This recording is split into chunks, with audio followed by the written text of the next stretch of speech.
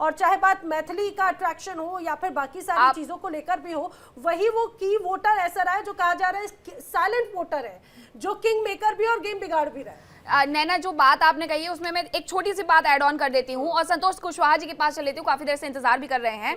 JDU की अब 77 जो सीटें हैं वो देखने को मुझे मिल रही हैं। संतोष कुशवाहा जी, इस बार जो महिला प्रकोष्ठ की तरफ से एक पूरी रणनीति तैयार की गई थी कि नीतीश कुमार का ये आखिरी चुनाव है और नीतीश कुमार ने महिला सशक्तिकरण के लिए जिस तरीके से बिहार में काम किया, क्या वही आज परिणाम में तब्दील होते हुए नजर आ रहे हैं आपको? जी जी, बहुत है, आप अच्छी बात बोले कि जिस तरह महिलाओं के लिए आदरणीय नेता नीतीश कुमार जी ने काम किया, जीविका दीदी के माध्यम से महिलाओं को साथ पहुंचा गया, महिलाओं को आत्मसबल बनाने का काम किया, महिलाओं को जिस तरह से रोजगार देने के लिए आदरणीय नेता नीतीश कुमार जी ने लगातार प्रयास किया है, और जिस तरह का महिलाएं वोटर बिहार में, अब देखिए पुरुषों की अपेक्षा 9 कुछ प्रतिशत ज्यादा महिलाएं वोटर आगे आई है, तो वोट डाली है, तो महिलाएं बढ़ चढ़कर हिस्सा लिया है और नीतीश कुमार जी के प्रति महिलाएं सबसे ज्यादा आगे रहती है। और नीतीश कुमार जी जिस तरह बिहार को एक तरह से महिलाओं के लिए आरक्षण देने का काम किया, चाहे पंचायती राज में आरक्षण हो, चाहे आप देखे होंगे सिपाही बहाली में, चाहे नौकरियों में आरक्षण देने का काम किया, तो महिलाओं को नीतीश कुमार जी ने आगे लाने का काम किया है, वह आज पूरे बिहार के चुनाव में दिखने का काम किया। ठीक है, ठीक है। और ये एक बड़ी तस्वीर पहले आप देख लीजिए, ये जो पूरी टैली है, इस दौरान जो लगातार पल पल आ रहे रुझान अब धीरे धीरे तस्वीर बनते हुए नजर आते हैं और स्थिति स्पष्ट करते हुए नजर आते हैं। अगर मैं इन 243 सीटों पे से बात करूं तो फिलहाल एनडीए को 162 सीटें मिलती हुई नजर आती हैं, लेकिन पल पल आंकड़े बदल रहे हैं और सबसे तगड़ा झटका तो यहाँ पर मुझे लग रहा है मीनाक्षी आरजेडी को लगता हुआ नजर आता है, क्योंकि इलेक्शन कमीशन पे जो ताजा आंकड़ा अपडेट हुआ उसमें जेडीयू को 77, बीजेपी को 73 और आरजेडी खिसकते खिसकते अब 42 पर आ गई है। यानी कि जो सबसे बड़ी पार्टी पिछले चुनाव में सीटों के साथ में दर्ज हुई थी वो धीरे धीरे पीछे आ गई। हुसैन जी, देखिए, आप महिलाओं की बात कर रहे हैं, बार बार महिलाओं की बात कर रहे हैं, मैं यही कह रहा हूँ कि जो ब्राइब दिया गया है, रिश्वत दी गई है, उसका नतीजा निकल रहा है। यही मैं बात कर रहा हूँ। वोट चोरी की बात मैंने मुबारकबाद दिया कि ये लोग जो बेईमानी करके उन्होंने कोड ऑफ कंडक्ट को, इलेक्शन कोड ऑफ कंडक्ट को वायलेट करके at the nick of the time जो डिक्लेयर किया कि 10-10 हजार रुपया दिया और कहा कि 1,90,000 रुपया मिलेगा, उसका थोड़ा सा उसका तो फायदा हुआ है। दूसरी बात, वोट चोरी का तो कोई डिनाई नहीं कर सकता। अरे लेकिन आरजेडी का मुझे बताइए, आपके सबसे बड़े पार्टी एक तरह से आरजेडी मानी जा रही थी, तेजस्वी यादव जो है ना, पिछले चुनाव में सिर्फ महागठबंधन ही नहीं, मैं पूरे अगर बिहार के चुनाव में बात करूं तो आरजेडी सबसे बड़ी पार्टी रही थी चुनाव के दौरान भी, और इस बार तो सीएम के चेहरा ही तेजस्वी थे। क्या हो गया है ऐसा? ना सुनिए, मैं देखिए तेजस्वी जी का मैं तो स्पोक्सपर्सन नहीं हूँ कि महागठबंधन की तरफ से कह सकता हूँ कि तेजस्वी की पार्टी नंबर 2 में रहने की संभावना बहुत ज्यादा है। अभी पूरा रिजल्ट आने के बाद देखिएगा, बहुत चीजें बदलेंगी और सेकंड लार्जेस्ट पार्टी बनेगी, ऐसी मुझे नंबर 2 पे। और आपके आकलन के अनुसार नंबर 1 पे कौन जाएगा यहाँ पे? हुसैन जी, नंबर 1 निश्चित रूप से जेडीयू है और जेडीयू ने बेल आउट किया है। नीतीश कुमार ने मोदी जी को बचाया है। मैं बता दूं आपको, नीतीश कुमार जी का जो व्यक्तित्व है, चाहे वो महिला जो सुरक्षा, वो जो जीविका दीदी का आधार पे जो भी है, तो उसका उन्होंने कम से कम मोदी जी की इज्जत बचाई है, तो ये कहूंगा। महिलाओं ने सबसे ज्यादा इस बार घर से निकल करके बिहार चुनाव में वोट भी किया है। कल तक ये होता था बिहार में कि महिलाएं कहती थी पहले चूल्हा चौका कर ले फिर निकलेंगे, लेकिन इस बार महिलाओं ने कहा चूल्हा चौका बाद में होगा, पहले जाकर के वोट दे करके आएंगे। और अब देखिए, जेडीयू जो है 77 है, बीजेपी 73 है। संदीप जी, मुझे लग रहा है अब बिग ब्रदर के लिए जंग हो रही है कि बड़े भाई की भूमिका में आखिरकार निकलेगा कौन इस बार बिहार में? देखिए, अब तो मुझे ऐसा लग रहा है कि जो लोग उम्मीद लगाए बैठे थे कि भाई महाराष्ट्र पार्ट 2 होगा यहाँ पर, और हो सकता है कि निश्चित ही अगर बीजेपी ज्यादा सीटें आती और मार्जिन थोड़ा ज्यादा हो, अब तो कोई संभावनाएं नहीं बचती हैं। और क्योंकि इलेक्शन कमीशन का डेटा इस चीज को बिल्कुल क्लियर कर रहा है। नीतीश जी की एक चीज की बात नहीं हो रही, आप 10,000 दिया वो तो ठीक है, नशाबंदी जो है बिहार की राजनीति में बहुत बड़ा रोल अदा करता है और महिलाओं का उनके प्रति जुड़ाव जो है, नशाबंदी एक बहुत बड़ा कारण है।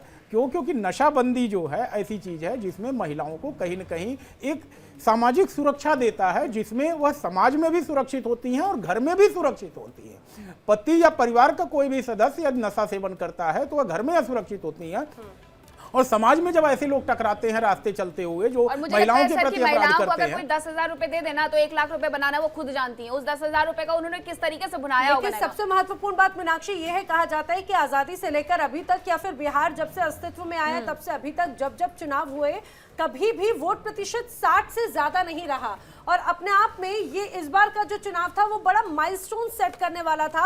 और देखिए रसगुल्ले बनकर तैयार हो चुके हैं, बस बटने भर की देरी है और बटेंगे कहां पर। इस बार तो ऐसा लग रहा है कि जेडीयू के दफ्तर में जमकर बम बम होता हुआ नजर आ रहा है। और बार बार जो एक नारा बिहार में हम सुनते थे, अब की बार नीतीश कुमार, इस बार भी क्या बिहार में अब की बार नीतीश कुमार हैं? क्योंकि जो बड़े आंकड़े दर्शाते हैं उसको लेकर ऐसा ही नजर आता है। बड़े आंकड़े क्यों? क्योंकि इलेक्शन कमीशन जो लगातार अपने आंकड़े अपडेट कर रहा है, तो उसमें जेडीयू अब 77 सीटों के साथ में बढ़त बनाए हुए है। बीजेपी दूसरी बड़ी पार्टी यहां पर बनती हुई नजर आती है। हालांकि ये लगातार पल पल आंकड़े बदल भी रहे हैं। और अभी जो आप टैली देख रहे हैं, इस दौरान तो बीजेपी और जेडीयू के बीच में टाई होता हुआ नजर आता है। एक लंबा गैप फिलहाल अब आरजेडी के साथ में नजर आ रहा है। देखिए बार बार जो बड़े आरोप लगते रहे हैं सुरक्षा बल यहां पर बड़े स्तर पर तैनात है, इलेक्शन कमीशन या फिर जहां जहां पर काउंटिंग हो रही है, क्योंकि बार बार विपक्ष यही आरोप लगाता है कि मतपेटियों को लेकर, कभी वीवीपैट की जो पर्चियां हालांकि जगह जगह जो बरामद हुई थी उसको लेकर एक नाराजगी भी थी। ओके बिल्कुल, क्योंकि आपने ना ये तस्वीरें जो हैं नैना सुबह भी हमने दिखाई थी कि किस तरीके से सीएम आवास के बाहर भी सुरक्षा दरअसल कड़ी कर दी गई थी। और जहां पर ये काउंटिंग होती है वहां पर सुरक्षा कड़ी होनी होती है, वरना कुछ ना कुछ आरोप तो लग ही जाएंगे। हमारे साथ यश अवस्थी स्टूडियो से जुड़ गए हैं, फाउंडर एएम एनालिटिक्स के।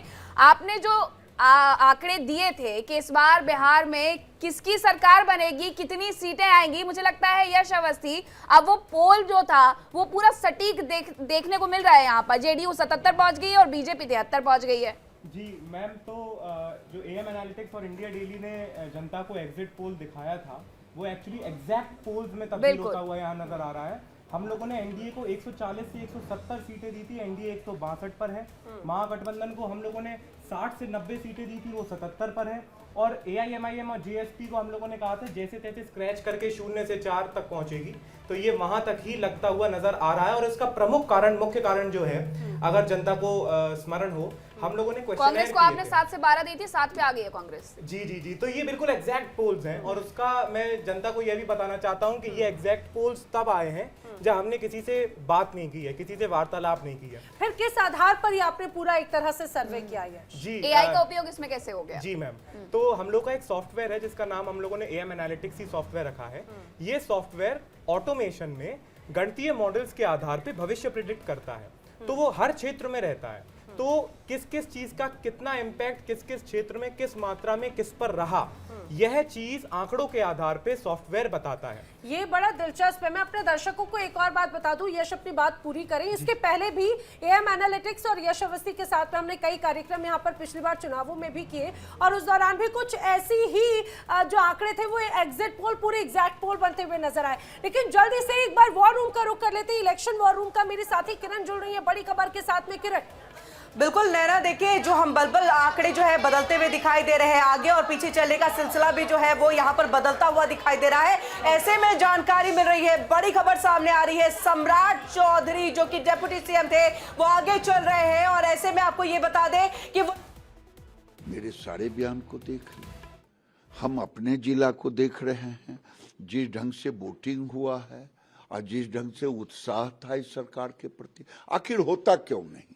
एक तरफ नेतृत्व है लालू यादव, राहुल गांधी, तेजस्वी का, जो प्रतीक है जेल और बेल के, भ्रष्टाचार के, जंगल राज के, लूट खसोट के, अपहरण के, हत्या के। और बिहार की जनता अमन, चैन, शांति के लिए वोट दिया है, न्याय के साथ विकास के लिए वोट दिया है। और इधर नेतृत्व है नीतीश कुमार, नरेंद्र मोदी। भले युवा ने नहीं देखा वो काल, लेकिन उनके बुजुर्गों ने तो देखा है, और ये जीत उसी की है। जी, तो सर महिलाओं का हमने देखा है कि किस तरह से बिल्कुल एग्जैक्ट नंबर वो कहते हुए ये जो वोटिंग हुई, बम्पर वोटिंग, वो अमन शांति को लेकर के वोटिंग हुई है। भले ही युवाओं ने वो जंगल राज नहीं देखा जिसके तर्ज पर हमने देखा था कि किस तरह से चुनावी दौर में, चुनावी रैलियों में जंगल राज का, लालू प्रसाद यादव के कार्यकाल का जिक्र किया गया था। उनके परदादाओं ने तो देखा, उनके दादाओं ने तो देखा, और यही देखते हुए जो आज की युवा पीढ़ी है उन्होंने यहाँ पर एनडीए की सरकार बनाने के लिए तमाम वोटिंग की है, महिलाओं ने वोटिंग की है। ये गिरिराज सिंह का दावा है। यहाँ इन सब के बीच में जो बड़ी खबर हम दे रहे थे नैना, यहाँ पर सम्राट चौधरी आगे चल रहे हैं, विजय सिन्हा बीच में एक बार थोड़े से पीछे हो गए थे, लेकिन एक बार फिर से जानकारी मिल रही है कि वो अपनी सीट से आगे चल रहे हैं। Over to you. यही एक बड़ी बात है। पहले अभी हम चर्चा भी कर रहे थे यहाँ पे स्टूडियो में, संदीप जी और मीनाक्षी भी, कि सम्राट चौधरी शुरुआत में जैसे ही जब रुझान आना शुरू हुए तो सम्राट चौधरी काफ़ी पीछे चल रहे थे, लेकिन यही तो ये कहा जाए कि यही चुनाव है और यही राजनीति है और यही मतगणना, और जो जान है वो धुक धुक होती रहती है कि जैसे ही एक ईवीएम की काउंटिंग शुरू होगी, कौन आगे कौन पीछे, और सबकी सांसें थम जाती हैं। लेकिन फिलहाल अब तस्वीर ऐसा लगता है कि हर तरफ या तो भगवा है या तो हरा है, हरा और भगवा ही नजर आ रहा है। यश, आप बता रहे थे खासतौर से क्योंकि आपने पूरा एनालिसिस किया, ये बताइए कि इस बार सबसे बड़ा की फैक्टर आपको क्या नजर आया इस इलेक्शन में? जी, तो इन चुनाव में जब हम लोगों ने प्रेडिक्शन किया था तो जो क्वेश्चनर हम लोगों ने सवाल बिल्ड किए थे, उन सवालों में से एक प्रमुख सवाल था कि महिलाओं ने किस फैक्टर को मद्देनजर रखते हुए वोट किया। तो उसमें शराबबंदी भी थी, उसमें 10,000 रुपए भी थे, हर घर रोजगार भी था। तो हमने आर्टिफिशियल इंटेलिजेंस की सहायता से यह निकाला था कि 70% महिलाओं ने 10,000 रुपए की मदद पर ही वोट किया था। और हमारे पास जो आंकड़े आ रहे थे टीम के माध्यम से, उसमें जो सीट्स थी जैसे गोपालगंज, दरभंगा, माधेपुरा, समस्तीपुर, सहरसा, ये मुजफ्फरपुर, ये ऐसी सीटें हैं जहां पे 70 से 75% तक महिलाओं ने वोट किया है, और कई सीट्स ऐसी हैं जहां महिलाओं ने पुरुषों से ज्यादा वोट किया है। तो इन सभी सीटों में बीजेपी को लाभ होता हुआ नजर आ रहा था। तो ये जो भीड़ थी ये एंटी इनकम्बेंसी की ना होकर प्रो इनकम्बेंसी की थी। मैं यह भी दर्शकों को बताना चाहता हूं, सूचित करना चाहता हूं कि भूतकाल में जब हम लोग 1968, 70, 80, 90 दशक के चुनाव देखें, उसमें जब जब वोट प्रतिशत बढ़ा है तब तब एंटी इनकम्बेंसी की ही लहर आई है। ये बड़ी बात है। लेकिन इस बार ऐसे चुनाव हुए, लेकिन भूतकाल के डेटा में अभी का अगर हम लोग चुनाव देखें, 2010 में, 2015 में, 2020 में वोट प्रतिशत बढ़ा था 7%, 5%, 1-2%, उसमें नीतीश जी ही कायम रहे थे। इस बार का भी वोट शेयर ऐसा था कि इतना मेजर चंक बढ़ते हुए भी नीतीश जी ही कायम थे, एनडीए ही कायम थे। और उसका कारण था कि जो नैरेटिव बिल्ड किया गया था स्पीचेस के दौरान, जब हम लोग आर्टिफिशियल इंटेलिजेंस की सहायता से उसको इम्पैक्ट देखते हैं उसका कि किस किस मानसिकता पर क्या इम्पैक्ट पड़ा, तो उन स्पीचेस में जंगल राज 2.0 ऐसे ये भी बहुत इंपॉर्टेंट था। लेकिन यश, में दोबारा लौटूं, एक और बड़ा नैरेटिव इस दौरान नजर आ रहा था, खासतौर से जैसे ही एसआईआर की बात हुई तो ऐसा कहा, उससे बड़ा अराजक और उससे बड़ा भ्रष्टाचारी को है क्या? चलिए, पप्पू यादव को आप सुन रहे हैं। पप्पू यादव की जो बॉडी लैंग्वेज है वो बड़ी अग्रेसिव, बहुत कॉन्फिडेंट नजर आती है, खिसियाए हुए नजर आ रहे हैं, खिसियाए हुए नजर आ रहे हैं। लेकिन फिलहाल ये एक अलग तस्वीर जरूर नजर आती है। मैं एक सीमांचल की बात कर रही थी और जानकारी ये कि सीमांचल में एक अलग प्रोपेगेंडा नैरेटिव सेट करने की कोशिश की गई।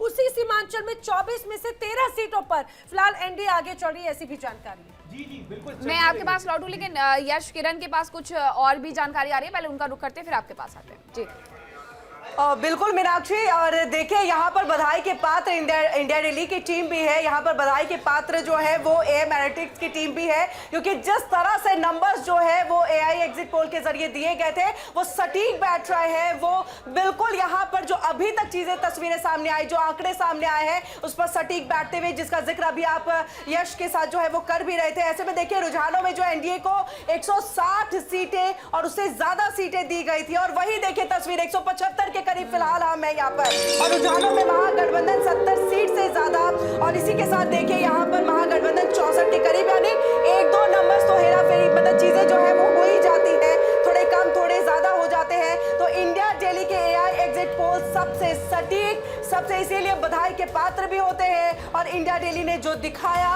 वही नंबर आया आज के दिन। Over to you. बिल्कुल, इंडिया डेली और एआईएएम जो एनालिटिक्स है उसके जो पोल्स थे वो अब एग्जिट पोल में तब्दील होते हुए नजर आ रहे हैं। बिल्कुल मोहर लग गई है। खेमचंद शर्मा जी, मुझे ये पता चल रहा है कि बिहार में, पटना में, वहां पर तो सीधे जीत का जश्न बीजेपी दफ्तर में शुरू हो गया है।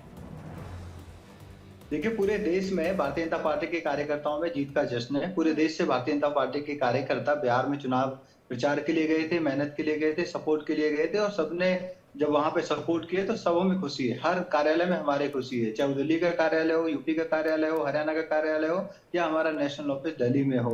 और बिहार में तो ऑब्वियसली क्योंकि वो गढ़ बना हुआ था पिछले 3-4 महीने से इलेक्शन का, तो वहां पे तो खुशियां होंगी होंगी। एनडीए की सरकार आ रही है। समस्त बिहार की जनता को बहुत बहुत धन्यवाद, बहुत बहुत बधाई कि अब वो अपने जो विकास का रास्ता है उसको और तेजी से आगे बढ़ाएंगे। बिहार हमारा एक विकसित बिहार बनेगा। बिहार में इंडस्ट्री का गढ़ बनेगा, मैन्युफैक्चरिंग का गढ़ बनेगा, शिक्षा का गढ़ बनेगा। शिक्षा की नई नई यूनिवर्सिटी वहाँ पे स्थापित हो रही है। जी देखिए, मुझे लगता है कि जो ये बड़ी बातें आप कह रहे हैं, इसी बात की उम्मीद आम जनता भी लगाए हुए, खासतौर से युवा, क्योंकि युवा और महिलाएं ही इस बार बम्पर वोटिंग के साथ में बहुमत देते हुए नजर आए हैं। लेकिन ये जो टैली हमारे दर्शक अपनी टीवी स्क्रीन पर देख रहे हैं, मैं जल्दी से बता दूं एक और बड़ा अपडेट ये है जो बदलती तस्वीर को और पुख्ता करता है। जेडीयू 82 सीटों पर पहुंच चुकी है इलेक्शन कमीशन के आंकड़ों के अनुसार। लेकिन सबसे ज्यादा चिंता बढ़ाने वाली बात आरजेडी की, क्योंकि वो खिसकते खिसकते अब 40 से भी नीचे आ गई। पिछली बार जिसने हाफ सेंचुरी पार कर ली थी, इस बार वो हाफ सेंचुरी के अंदर 37 सीटों पर सिमट के रह गई है। लेकिन मैं जल्दी से एक अच्छी बात जो है निशांत मिश्रा जी को बता दूं, अगर निशांत मिश्रा जी हमारे साथ में है। निशांत मिश्रा जी, यहाँ पर तो चिराग पासवान, आपकी पार्टी तो कमाल करती नजर आती है। इलेक्शन कमीशन का डेटा बता रहे कि 21 सीटों पर बढ़त बनाई हुई है। बधाई हो आपको। नैना जी, हमको तो लगा कि आप भूल ही गई हैं। अभी तो बिहार के चुनाव में काफी केंद्रित रहता है एलजेपी। आप खुद नहीं भूलने देंगे, बिल्कुल आप खुद नहीं भूलने देंगे निशांत जी। लोकसभा चुनाव से लेकर के बिहार के विधानसभा चुनाव तक आप भूलने कहाँ देंगे, ना बिहार की जनता को ना देश की जनता को। आपने ऐसी मौजूदगी एकदम पैर अंकत के पैर की तरह जमा लिया है, कौन भूल पाएगा, बताइए।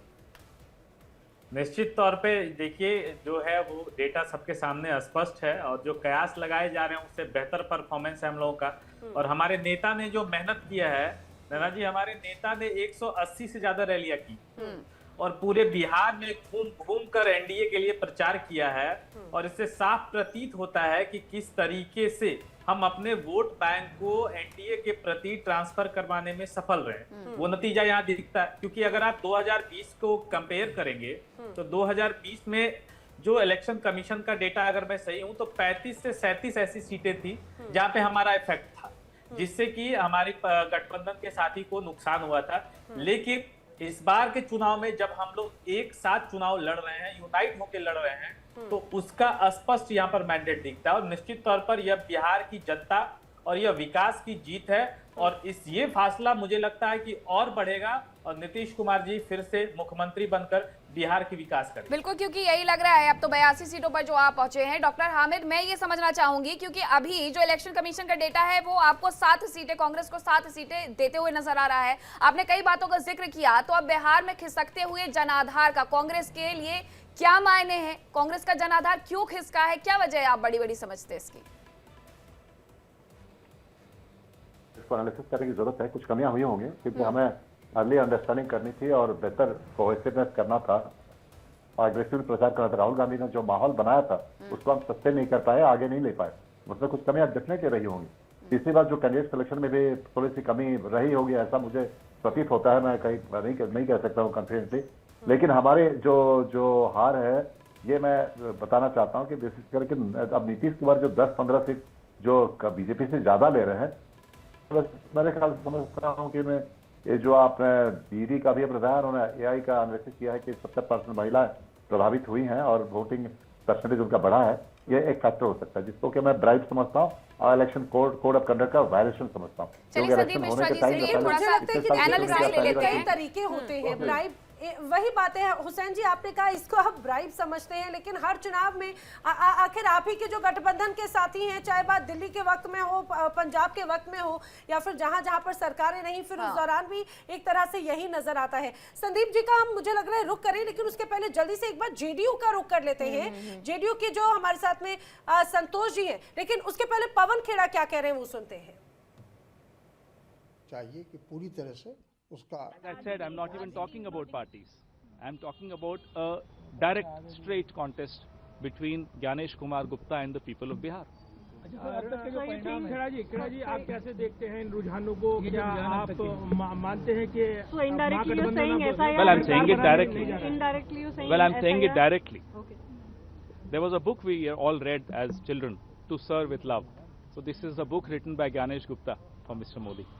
सर हिंदी में जानेंगे कि ये जो रुझान है, आपको लगता है कि ये अब महागठबंधन पिछड़ गया है, हार मानते हैं आप? नहीं, अभी शुरुआती रुझान है और शुरुआती रुझानों में जैसा कि मैंने कहा कि ऐसा लग रहा है कि ज्ञानेश कुमार गुप्ता बिहार की जनता पर भारी पड़ रहे हैं, लेकिन इंतजार करते हैं। आप चुनावी मिलीभगत के आरोप लगा रहे हैं। मैं सीधा सीधा बोल रहा हूं, मैं कोई लाग लपेट के साथ नहीं बोल रहा, मैं सीधा सीधा बोल रहा हूं कि शुरुआती रुझान पिछले 2-2.5 घंटे के रुझानों में ऐसा अभी देखने को प्रतीत हो रहा है कि ज्ञानेश कुमार गुप्ता बिहार की जनता पर भारी पड़ रहे हैं। हो सकता है बिहार की जनता जीते।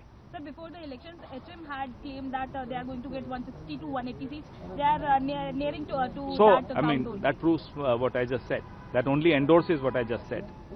सर अब आगे क्या करेंगे, आगे की रणनीति क्या होगी? क्योंकि ज्ञानेश कुमार पे डायरेक्ट जो है वो आपने आरोप लगाया है। मैं आरोप नहीं लगा रहा, मैं तो ये देख रहा हूँ कि वो कितने इफेक्टिव हैं।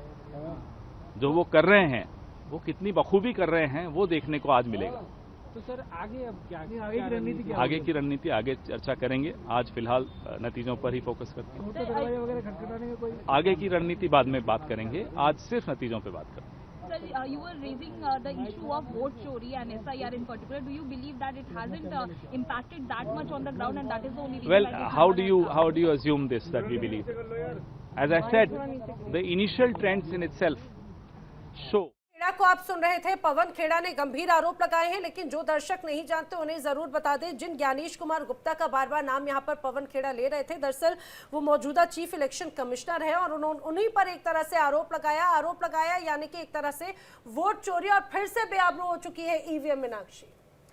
बिल्कुल, लेकिन ये मुझे लगता है बहुत पहले से तय था, क्योंकि अभी तक ये था ठीक है थोड़ी उम्मीद है। अब सर मैं थोड़ा सा संदीप जी के पास जाते हुए, संदीप मिश्रा जी, मैं चाहती हूँ कि आप थोड़ा सा एनालिसिस करें कि बिहार में कांग्रेस का जो जनाधार खिसका है, जो इनकी तैयारी नहीं थी, उसका क्या ठीक रहा? ईसीआई पे मर देना सही रहता है हर बार? देखिए, मैं जब 10 बजे स्टूडियो में था उसी समय मैंने कांग्रेस के प्रवक्ता से एक सवाल किया था कि अभी तक तो ईवीएम ठीक चल रही है ना, अभी तक तो इलेक्शन कमीशन ठीक चल रहा है ना, क्योंकि उस समय तक एक उम्मीद जगी हुई थी कि कहीं न कहीं नतीजे बदलेंगे। और 10 बजे का समय आपको भी पता है कि अस्थायी नहीं होता, लेकिन अब जब 11 बज रहे हैं, एक थोड़ा सा मैं कंपेयर करना चाह रहा हूँ दोनों ही गठबंधनों के बीच में। एक तरफ महागठबंधन है, दूसरी तरफ एनडीए है। एनडीए की जो दो पार्टी हैं, जेडीयू और एलजेपी, दोनों के प्रवक्ता इस तरह से सिंक्रोनाइज होकर के एनडीए के पक्ष में बोल रहे थे कि आपके जो एंकर थे विवेक जी, उन्होंने कह दिया रुलाएंगे क्या, इतने भावुक कर देंगे क्या, इस तरह से बातें हो रही थी। तब जबकि जेडीयू, सुन लीजिए, हिमाचल प्रदेश और तेलंगाना की बात आती है, इसके अलावा कर्नाटक की बात आती है, तो कुछ नहीं होता, ईवीएम सब सही चलता रहता है वहाँ। तो जब इस तरह से सिंक्रोनाइज होकर के प्रवक्ता जुड़े होते हैं, पार्टी के कार्यकर्ता जुड़े होते हैं, और आपने देखा कि एनडीए के चुनाव में कि नीतीश की सीटों पर योगी आदित्यनाथ जी की रैलियां हुई हैं, तो जो नीतीश का वोटर है वो कन्विंस होता है योगी आदित्यनाथ जी के सुशासन से, योगी आदित्यनाथ जी की कार्यप्रणाली से।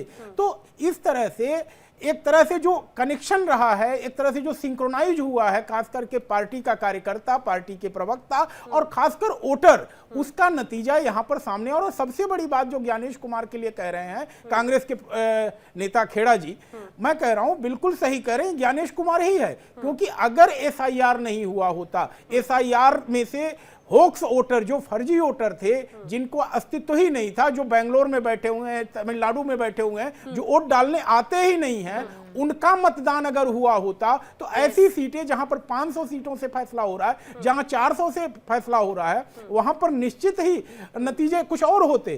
तो इसलिए अगर कहा जाए तो हो सकता है कि मैं ज्ञानेश कुमार जी को कह सकता हूं कि जो नतीजे आ रहे हैं उसमें रोल तो है। लेकिन सर मुझे लगता है इसमें मेरा एक अलग व्यू है। दूसरी तरफ ये कि हम ये नहीं कह सकते कि आखिर तैयारी नहीं थी, भले ही जो तैयारियों की बार बार जिक्र की, तैयारी कम तैयारी, हमने देखा कि पूरी मशीनरी जो है खासतौर से कांग्रेस की हो या फिर महागठबंधन के तमाम बड़े फेसेस हमने देखे, वो बिहार में रैलियां करते हुए नजर आए। इवन दक्षिण भारत तक के भी यहाँ पर जो बड़े ये कहा जाए कि जो प्रत्याशी थे या फिर जो बड़े चेहरे थे, वो भी इस दौरान यहाँ पर रैलियां करते नजर आए। तो मुझे लगता है कि वो तैयारी की कमी नहीं, आखिर कुछ और फैक्टर क्या है? एक मूल अंतर है कि आप परीक्षा की तैयारी शुरू कब करते हैं।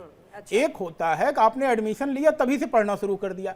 भाजपा पूरे 5 साल चुनाव के मोड में रहती है और देखिए यहाँ और पे तो लास्ट लगी के है। 1 साल ये में तस्वीर बिहार का मतलब बहुत नीतीश कुमार इम्पोर्टेंट है। देखिए अब तो जगह जगह, हालांकि पहले से ही पोस्टर्स लग रहे थे टाइगर इज बैक के, या टाइगर अभी जिंदा है कि मीनाक्षी, अब तो नीतीश कुमार की एक बार फिर से यहाँ पर तस्वीरें देखी। तभी मैंने नैना सबसे पहला सवाल यही पूछा था कि सरकार जिसकी भी बने नीतीश कुमार होंगे। बिहार में बाहर है नीतीश कुमार है, ये कुछ ऐसे नारे रहे हैं जो बिहार में खूब पसंद किए गए हैं और एक बार फिर से उन पोस्टर पर भी वही निकल करके सामने आ रहा है।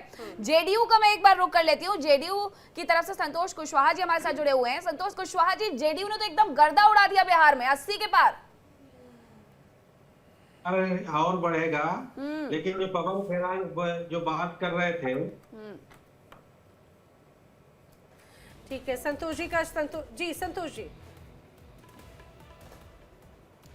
संतोष जी की आवाज नहीं आ रही है, आपको दोबारा से एक बार कनेक्ट करवाते हैं। लेकिन देखिए संतोष जी कह रहे हैं कि ये तो आंकड़ा और बढ़ेगा, अभी तक 82 के आसपास तो आ गए जी। जो बिहार में पहली बार कोई मतदान पोलिंग नहीं हुआ है, कहीं दंगा नहीं हुआ चुनाव के दौरान, कहीं मारपीट नहीं हुआ, कहीं बूथ लूटने का काम हुआ। यही तो चुनाव आयोग मिला है किस पार्टी को, टिकट बंटवारों में गलती हुई, ये सारे चीजों पर जवाब तभी दी जाएगी जब अंतिम परिणाम आएंगे। अभी और इंतजार कर लेते हैं 1-2 घंटे के बाद, तब ये सारे सवालों का जवाब देंगे। अभी भी भरोसा है, उम्मीद है कि महागठबंधन सरकार बनेगी। तो मृत्युंजय तिवारी को आप सुन रहे थे और उनका कहना है कि अभी भी उन्हें पूरा भरोसा है कि अगर किसी की सरकार बनेगी तो वो महागठबंधन की सरकार बनेगी। संतोष कुशवाहा जी, आप अपनी बात को पूरा भी करिएगा और बताइएगा, महागठबंधन का भ्रम टूट जाएगा शायद। महागठबंधन का भ्रम टूट चुका है, ये लोग अब क्या बोलेंगे, हार रहे हैं तो क्या बोलेंगे, हार रहे हैं। और पवन खेड़ा जी जो आरोप लगा रहे थे चुनाव आयोग पर, बिहार में पहली बार, आजादी से पहली बार कहीं रीपोलिंग नहीं हुआ है, कहीं दोबारा मतदान कराने की नौबत नहीं आया है, तो स्वच्छ तरीके से चुनाव कराया गया। तो ये लोग का दाल गला नहीं बूथ लूटने में, महागठबंधन के लोगों को। तो बूथ जब ये लोग बूथ कैप्चर करते थे, बूथ लूटते थे, तो ये लोग अब आरोप चुनाव आयोग पर नहीं लगाएंगे तो किस पर आरोप लगाएंगे। इस बार आदरणीय नेता नीतीश कुमार जी का फैक्टर पूरे बिहार में काम किया है। नीतीश जी, संतोष जी, 2010 में अब जेडीयू ने चुनाव में 110 सीटें जीती थी और उसके बाद या उसके पहले आज तक कभी वैसा कमाल नहीं हो पाया। आपको लग रहा है कि इस बार उसी तरह का आंकड़ा, हालांकि आपने 101 सीटों पर चुनाव लड़ा है, आखिर इस बार लग रहा है कि क्या 100 के पार जाएंगे क्या? नहीं, हम लोग 2010 में जीते थे, इस बार 101 सीट पर हम लोग चुनाव लड़ रहे हैं नैना जी। तो हम लोग अच्छा आंकड़ा, मतलब 100 हो, 185 हो, मतलब 80-85 के आंकड़ा पर हम लोग रहेंगे। आपकी बात पे हुसैन जी कुछ कह रहे हैं जी, हामिद हुसैन।